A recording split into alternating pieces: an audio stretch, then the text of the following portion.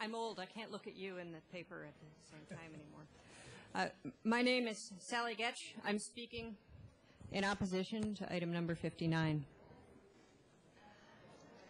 I have never smoked or vaped. I'm here to oppose the ban on electronic cigarettes in multi-unit housing. No one is paying me to be here. Unlike my opponents from the so-called public health organizations who spoke at the July 8th meeting, my advocacy efforts are not funded by tobacco industry money or pharmaceutical industry money.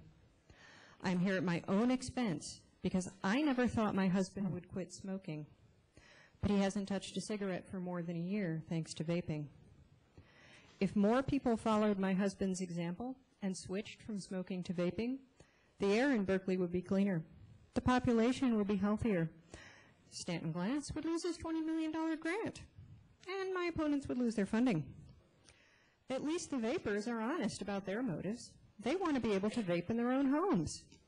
Our opponents are telling you they want to protect public health when they only care about protecting their budgets.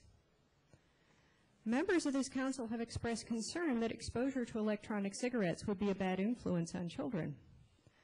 When I was young, children had parents. What's more, parents knew how to say no. When I wanted Fruit Loops and Cocoa Puffs, my parents said no and fed me whole grain cereal. My parents taught me that smoking was bad for you, that cigarettes could start fires. And even though both my parents started smoking for a few years after their divorce, neither my brother nor I ever smoked. Are all the children in Berkeley orphans? My school health classes taught me that smoking could cause cancer. This was in the 70s. Is health education so much worse now that the mere sight of somebody vaping is going to cause teens to forget everything? I yield. Cause teens to forget everything they've ever learned at home or at school? Berkeley students have proved themselves smarter than that on many occasions. Don't underestimate them or their parents. The city of Berkeley probably has more PhDs per square foot than any other place in the East Bay. This council should be too intelligent to fall for claptrap that no freshman at Cal would be allowed to pass off in a paper. If you believed that such a thing as the gateway effect existed, you would not subsidize medical marijuana. You would outlaw it. If all forms of nicotine were incurably addictive and dangerous, our opponents would not advocate products like Nicoderm or Nicorette gum. If only children liked the flavors of candy and baked goods, not only would there be no flavored vodka, but there would probably be no overweight adults in this room. If vapor had an inherently greater penetrating power than smoke, this council would be urging that smoking rather than vaping of medical marijuana be permitted.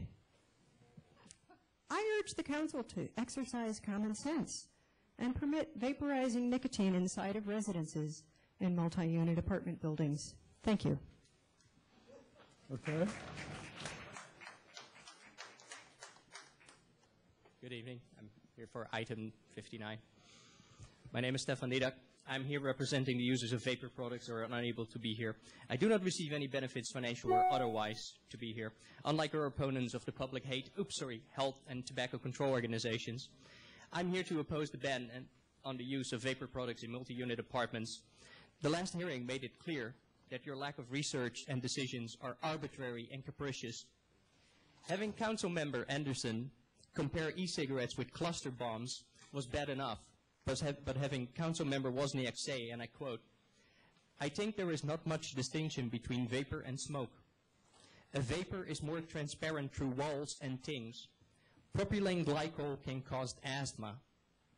This shows a level of ignorance among elected officials in the People's Republic of Berkeley that is no different from that of the elected officials in Europe in 1938, but that was the Republic of Weimar.